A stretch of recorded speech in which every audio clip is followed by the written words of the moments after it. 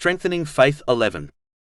In a narration found in Sahih Bukhari, number 6464, the Holy Prophet Muhammad, peace and blessings be upon him, advised that deeds should be done correctly, sincerely and moderately.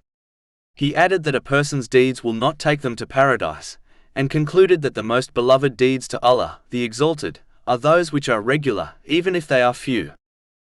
Muslims should ensure that they perform deeds correctly, meaning, according to the traditions of the Holy Prophet Muhammad, peace and blessings be upon him, as performing deeds without this guidance will lead one away from the pleasure of Allah, the Exalted.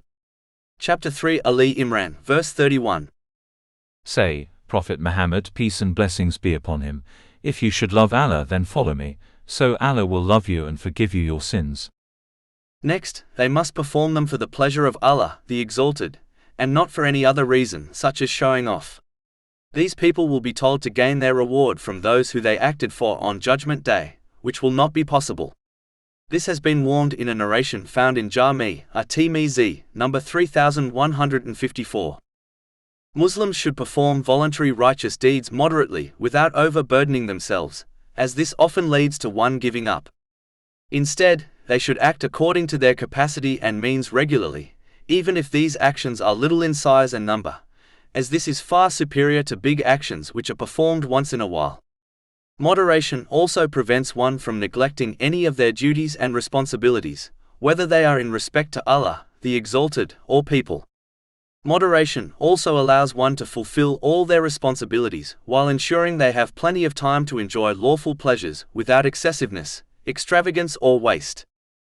Finally, a Muslim must understand that their righteous deeds are a blessing from Allah, the Exalted, as the inspiration, knowledge, strength and opportunity to perform them comes from Allah, the Exalted. Therefore, Muslims will only enter paradise through the mercy of Allah, the Exalted. In addition, no matter how many good deeds one performs, they will never be able to show adequate gratitude for the countless blessings they have been granted by Allah, the Exalted. Understanding these facts prevent one from adopting the deadly characteristic of pride, an atom's worth of which is enough to take one to hell. This has been warned in a narration found in Sahih Muslim, number 266.